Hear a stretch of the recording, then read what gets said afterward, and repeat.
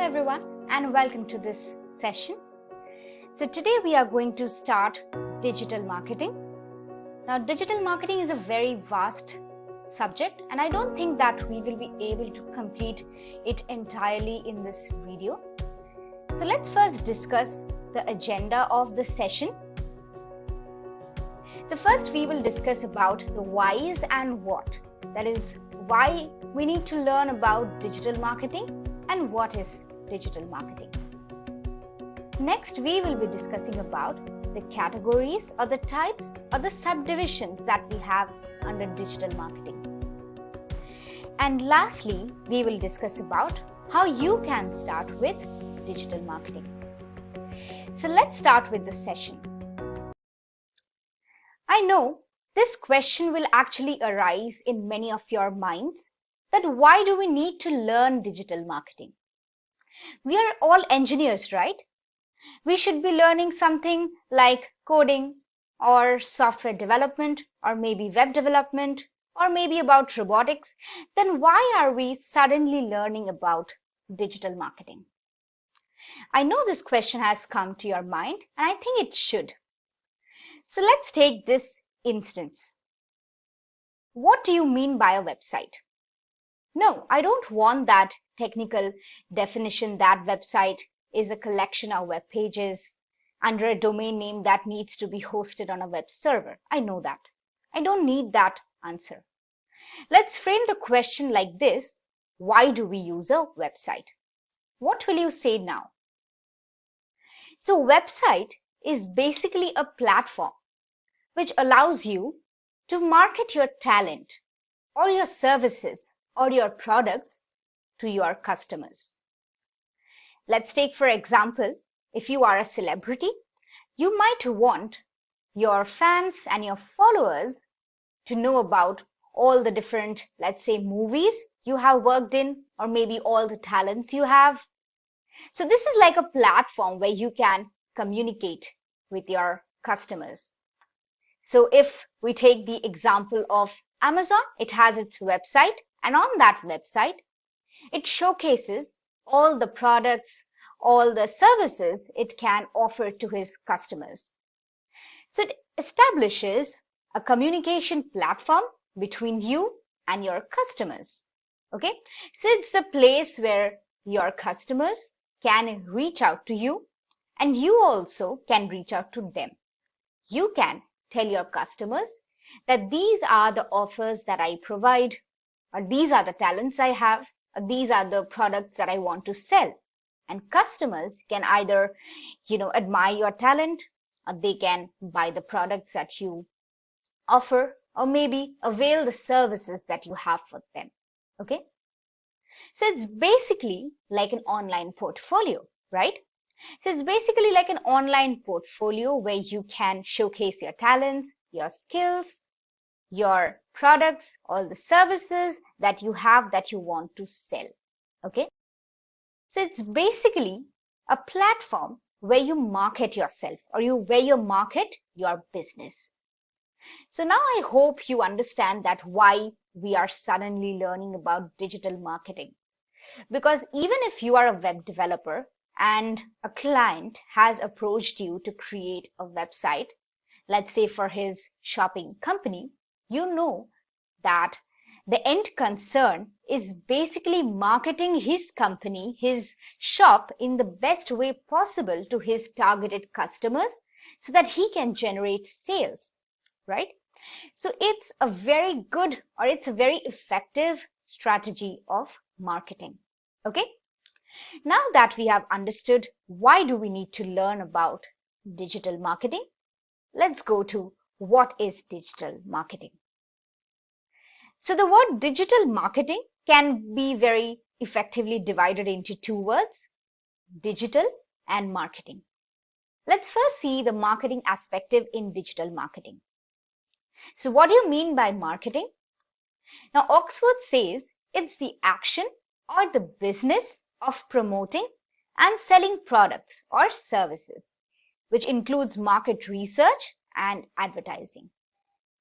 So marketing is basically an act that you do to promote yourself or to promote your services or your products or your business. Okay. And this is going to include a lot of other procedures. This is going to include market research, which means you need to conduct your own research as what is the current demand in the market, what you are trying to sell, whether there is a good demand for it in the market or not. Then in which section of the mass is the demand more? Like whether it's the younger children who like the product you sell, or maybe it's like the more, the working individuals are liking your product the more. So it involves a lot of different things. And obviously it involves advertising, which is also a form of marketing. It's the process where you market or you advertise your products, or you try to sell your products, your services, or maybe your talents. So it's basically where you showcase your talent or you market or promote your products and services. So this is what essentially marketing stands for. Now let's jump on to the word digital. What do you mean by digital? Now this digital is no way similar to the digital electronics that you must have learned about. It's not related to binary and 0, 1 and all that. Here, digital means anything that is done online. So any action that you take, anything you do, which requires you to be connected to the internet and which requires you to be present on some platform. It can be any social media platform. It can be websites. It can be any other like a blogging website or something like that. It just needs or requires you to be connected to the internet, and also you should be on some platform. So that is what digital stands for. Now together we can put digital marketing to be simply online marketing. So all the marketing techniques, strategies that you employ to market digitally or to market online. Okay. So that is what essentially stands for digital marketing. Now we have understood why do we need to study about or learn about digital marketing, and also what is digital marketing. Let's jump on to the types or the categories we have under digital marketing. So there are a bunch of categories, like it can be website marketing, it can be social media marketing, it can be email marketing, it can be content marketing. So there are a lot of subdivisions under digital marketing, and each one is having its own importance. We will not be able to cover all of these types in one single video. So we will first start with website marketing. Okay.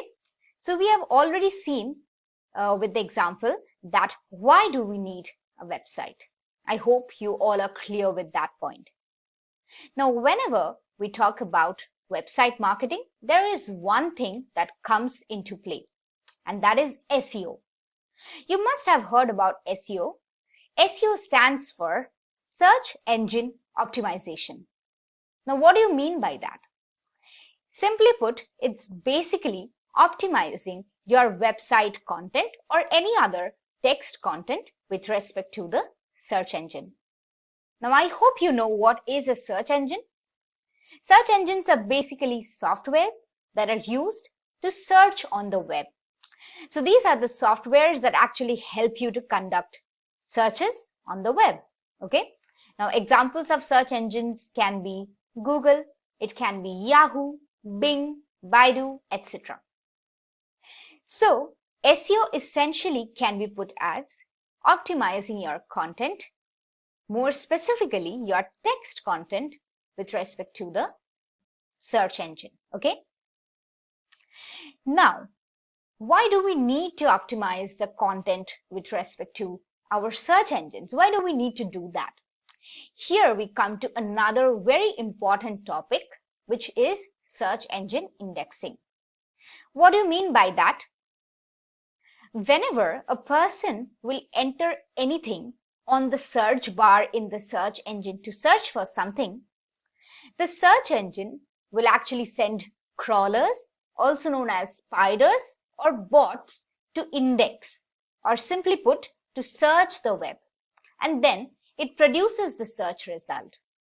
So let's say I want to search for example, the best bakery in town.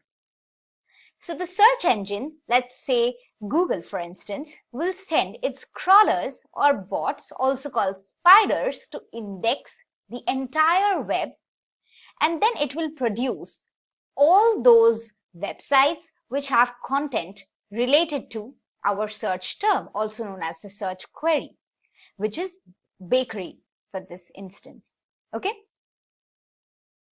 So what do the crawlers do? So there is actually a whole detailed mechanism behind this. So we are not going to dive into all those details.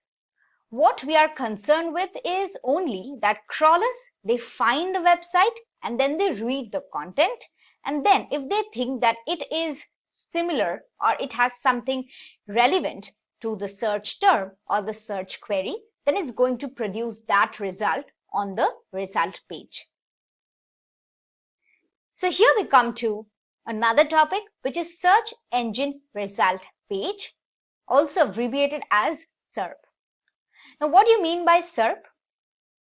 Whenever a person searches for something, there are a bunch of websites or basically search results that appear in the search result page, and that is known as a SERP. So let me give you an example. So let's go to Google and let's say I want to search for the best running shoes. So you can see that whenever I put this best running shoes, I get all of these results. The first one is from fleetfleet.com. Next one is from Flipkart. Then we have from Runner's World. Then we have from Run Repeat and so on. So all of these are basically the search results which are relevant to the search term or the search query. So here, this phrase here, which is the best running shoes that I have entered in this search bar, is the search term, or in fact the search query. And whenever or instantly when I search for this, the search engine, which is Google in this case, sent its crawlers to search the web, and then it brought or then it read the content of those websites, and when it saw that it had something similar or relevant to my search query, which is best running shoes in this case, it produced all those websites as search results on this search engine result page. So this is my SERP. Now, if you carefully notice, when I go to the bottom of this page, you can see that we do not have only one search engine result page, but there are bundles of SERP. Like we can see here, we have 10 SERP. So it's very important that, let's say if you are a company and you sell running shoes, it is very important for you to try to appear in the first SERP itself, and better if you appear in the first 5 search results. Okay, so let's come back to the slide to understand this better. So it's basically seen that it's the normal human psychology that people will not even go to the second search engine result page to search for something that they have searched for. Okay, so it's a human tendency. Like if I want to search for running shoes, I will just stick to the search results or the websites that have been shown to me in the first page itself, and mostly even to the first 5 results that have appeared in the search result page. So as a marketer or as a company owner, it's very important that your website gets featured in the first search engine result page itself, and better if it appears in the first 5 searches, first 5 search result. Okay, because then you are going to have a higher possibility of getting a conversion. Now, what is a conversion? Conversions can be, different based on the type of business you do. Like if you have an online shop, then conversion can be a person buying a product, that is making a purchase, or conversion can also be saving a product to the wish list.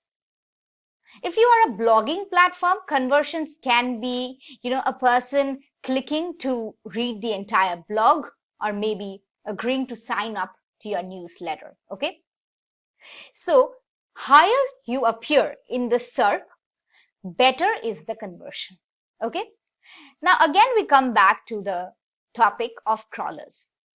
We have said that crawlers, they search or they index the web and they find the relevant websites, they read their content, and then they produce them as the search result on the SERP. Now, what do the crawlers read? The crawlers are constantly looking for keywords. Now, what are keywords? These are basically the words or the phrases about your content.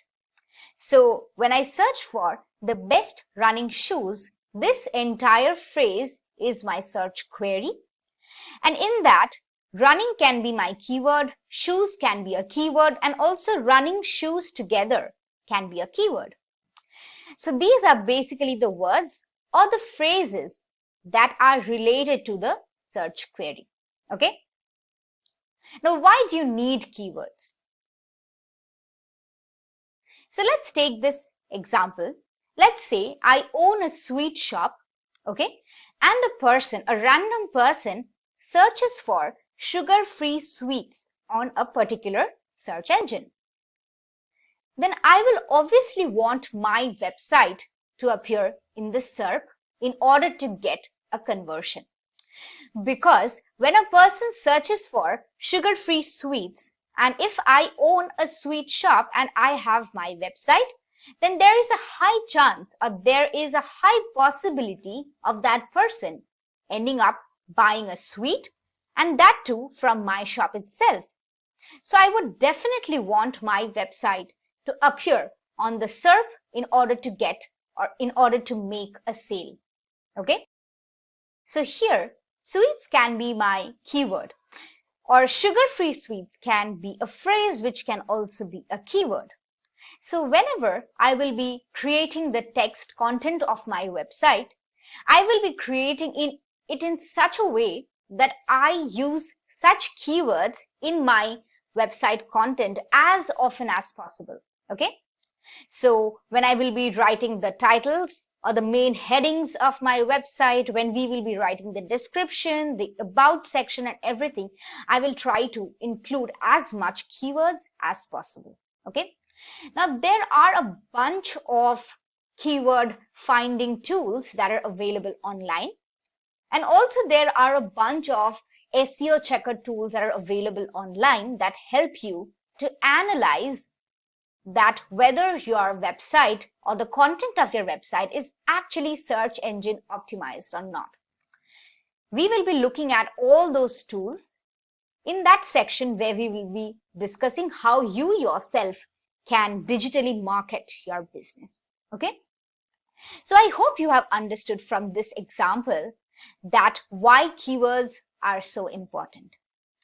Now, one thing that is evident from this discussion is keywords are more about customers and less about the content.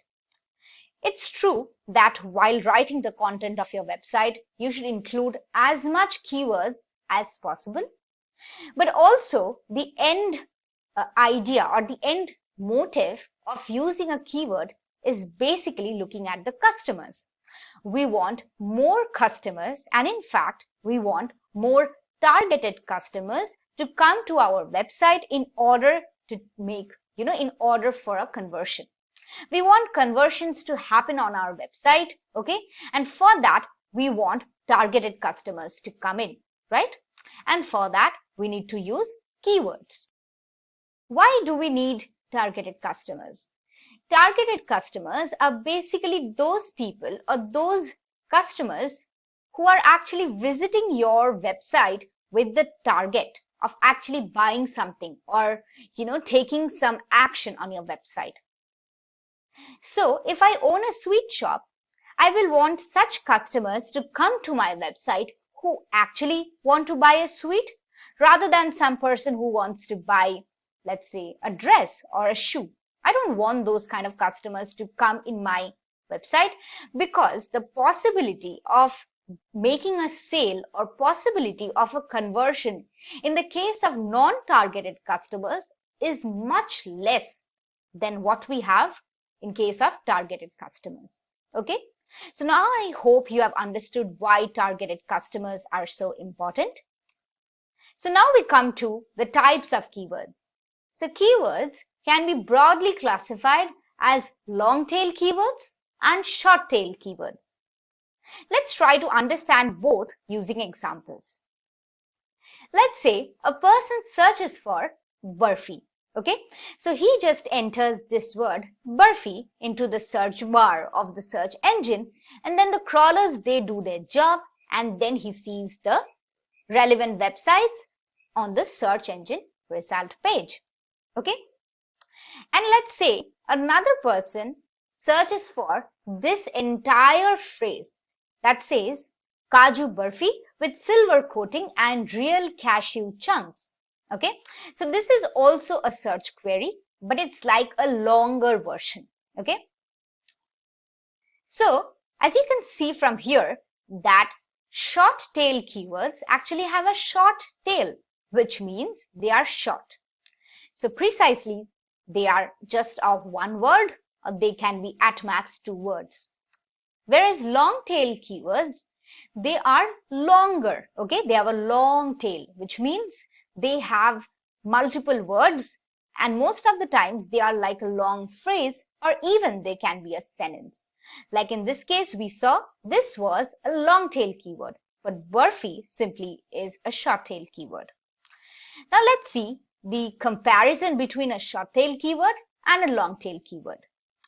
So Barfi, which is a short tail keyword, will have a higher search volume, which means that the percentage or the number of people who will use that particular short tail keyword to conduct a search throughout the world, for instance, is going to be much higher. And since it's going to be much higher, the competition is also going to be very high, which means that the number of websites that are going to use that particular short tail keyword in their content is going to be huge. And it's not only going to be, concentrated at one local place, it's going to be used all around the world. So obviously there is going to be a huge competition for that particular keyword.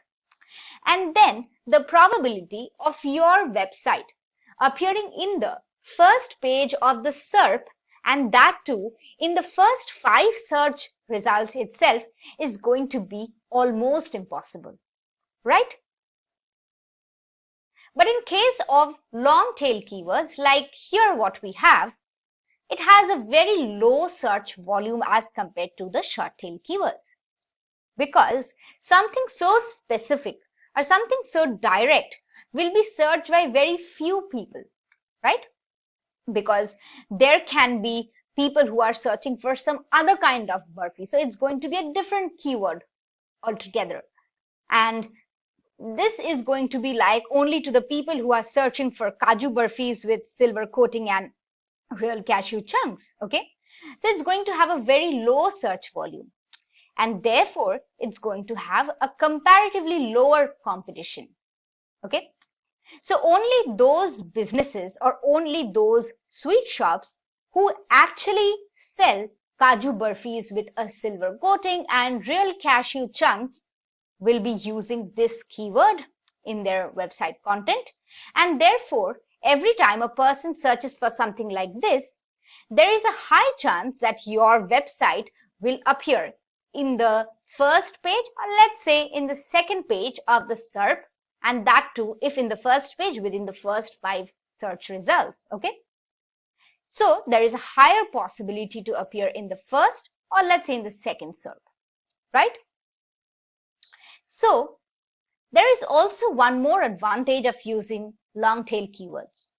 Longer tail keywords usually attract more targeted customers. So here I'm going to give you that example. Let's say a person just searches for Barfi, and let's say you own a sweet shop that sells Barfi. So that person enters to your website, but then that person just bounces back. What do you mean by bouncing? You will see that in case of shorter tail keywords like Barfi for this instance, it will have a higher bounce rate. So what do you mean by a bounce rate? Bounce rate is the number of times people came to your website and they just bounced back, or they just exited from your website without carrying any action whatsoever.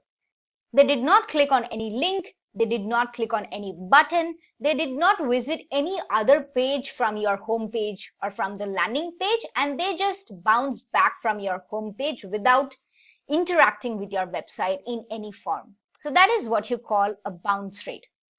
You as a business owner or you as a digital marketer will definitely not want a bounce rate to happen on your website, because more is the bounce rate, lesser is the possibility of actually getting a conversion done. Okay. Now, why did that person bounce from your website?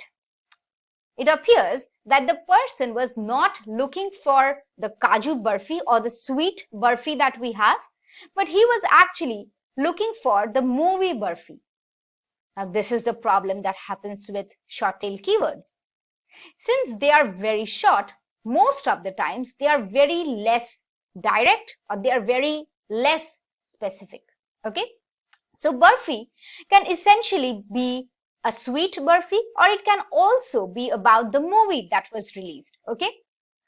So, but if a person searches for like something like a Kaju Barfi, or Kaju Barfi with a silver coating, or Kaju Barfi with real cashew chunks, so these are all long tail keywords.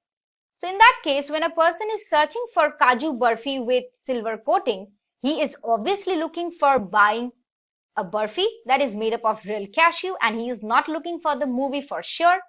So in that case, if that person comes to your website, the probability or the possibility of that person actually buying the sweet from your website is much higher than what you will get for a person who is just randomly searching for Barfi, and it turns out that he was actually looking for the movie Barfi. So it's always better to use long tail keywords, because the first advantage is, since it has a lower search volume, it has a lower competition. So the possibility of you ranking in the first SERP itself is higher than what we have for short tail keywords. And also, in long tail keywords, you get more targeted customers to your website. So in that case, the bounce rate can be considerably lower than what you will get for a short tail keyword. Okay. Although you should be using both long tail as well as short tail keywords while creating the content of your website. Okay, so this was all about website marketing. This is a huge topic. We are not going to dive so deep into that. It was like a very quick and crisp introduction and an overview to the concept. Next, we come to the next type of digital marketing process that we have, and that is social media marketing. So social media is like the king now, right? Everywhere we see, we have the power of social media evident. Now, social media includes a lot of different kind of platforms.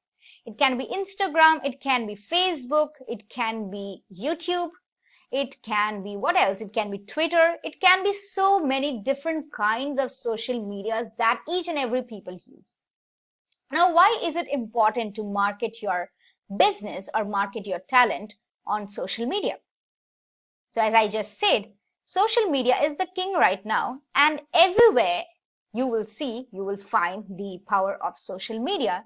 Therefore, it's very normal that if you market your business or if you market your talent on the social media, you are going to get a greater online audience, or you can reach to a greater online audience very easily. Okay, so that is why we need to discuss about social media marketing. Now, as I just said that there are different kinds of social media platforms. Therefore, the social media marketing strategies are also very different for each and every platform. Okay. So in this session, we will be discussing only about Instagram and Pinterest social media marketing strategies. Okay. We might be discussing about the other ones in the successive sessions. So Instagram and Pinterest, both of these have actually one thing in common. Both are visual based social media platforms. What I mean by this is, on Instagram, you upload images, you share images, and on Pinterest it's more like exploring images and downloading images. So both are related to images. So while marketing on Instagram or on Pinterest or on any similar platform which is mainly revolving around visual aspect, you need to be very much visually aware. What it means is, whenever you want to create posts on Instagram, they have to be very visually appealing. They should follow the Instagram post size. It's very important. So that is what we will be discussing next. So as you can see that Instagram and Pinterest both are related to uploading, discovering, and sharing of visual content. So obviously the visual aspect or the visual content or imagery in general is going to be the real deal whenever we are talking about Instagram marketing or Pinterest marketing, right? So you need to be creating very much visually appealing graphics, okay, that look very crisp, that look very attractive, and that have a greater conversion rate capability, right? Now that I was talking about, while marketing on each and every social media platform, when you will be creating the post, you need to be very careful to follow strictly the post dimension that goes for the individual platform. Like Instagram, for instance, has a 1:1 ratio for all the post images that you need to put. So it's like a square image that you need to create for an Instagram post. So it's roughly like 1080 pixel by 1080 pixel. So whenever you will be creating posts on Instagram, remember this, then you need to create a squarish post which has this 1:1 aspect ratio. Otherwise, it's going to be cropped off at the edges. Okay. The next very important thing that you need to keep in mind while using or while doing Instagram marketing is hashtags. I know that most of you use hashtags, but most of you do not know the main use or main importance or the power of hashtags. So hashtags are basically like labels that make it easier to find a related content whenever a person searches for something similar. Like let's say a person, when he searches for hashtag sweettooth or hashtag sweetcravings or hashtag sweets for every occasion, all the the Instagram pages, all the profiles that are actually having posts that have used these hashtags are going to appear in that result page.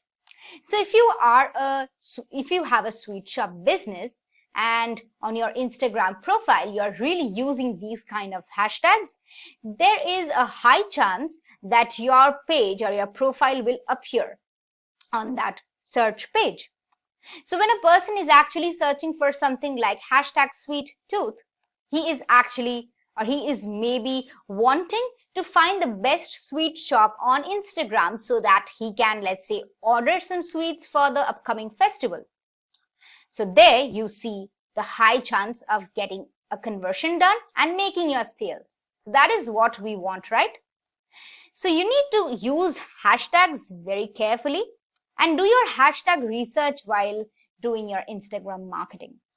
Now what you can do is you can either search on the internet for the, like the 20 best hashtags for a particular purpose. Like for instance, if I am a flower seller, I would maybe type this, there are 20 best hashtags for flower businesses to be used on Instagram. And then you will get a list or a bunch of hashtags that you can use for your business. Remember to use these hashtags whenever you post on Instagram, okay? And also what you can do is you can just search on Instagram itself for, let's say, you just conduct your search, let's say for you type hashtag sweet tooth, and then you will see that all the different bunch of results that you get under this hashtag. And then you will also see that which hashtag has a greater usage and therefore has a higher, audience, or maybe has a higher competition with respect to the other hashtags. And then you just do your permutation combination that which hashtag is going to be more profitable for your business, right? So it's very important that you use hashtags. Whenever you post Insta stories, for your business, you should use hashtags there also, because then what happens that your post is going to appear on that page for hashtag. And this is how your targeted customers will actually find you on Instagram. Okay. So what we have learned for Instagram marketing, you need to create visually appealing graphics. You need to maintain the aspect ratio for your Instagram post. You need to use hashtags. You need to do your hashtag research, and you need to use those hashtags in all the posts that you create for your company or for your brand or for your business. And you need to use hashtags in your Insta stories as well. Okay. So all of these will actually increase your brand reach on Instagram, and therefore your online presence will also be expanded. More people will actually come to know about your business, and therefore you will get higher conversion rates. Okay. Now, what do you mean by conversion rate? Conversion rate is actually measured in percentage. Okay. And this is basically the average conversion that takes place per ad interaction. We might talk about ads in greater detail in the successive sessions. But now just understand this thing, that it's basically like the average conversion that is taking place for every ad interaction. Okay. So ad interaction can be when you click on an ad, or when you, let's say, view the entire video ad. So all of these can be your ad interactions. And when you actually land up on the website that, posted that ad, and then you actually buy their product, by seeing that ad, that is when a conversion is taking place. Okay. So for every ad interaction, the average conversion that is taking place, you get the conversion rate, and that is expressed as a percentage. So this was all for this session. Next up, we will be discussing more about social media marketing. We will continue our discussion with content marketing, ads, backlinking, and much more. So I will create another session continuing this discussion. And if you guys think that a live session might help you to understand this better, kindly comment that you would like a live session on this topic. I hope I have made clear everything that I have discussed till now. So let's meet you in the next session. Thank you.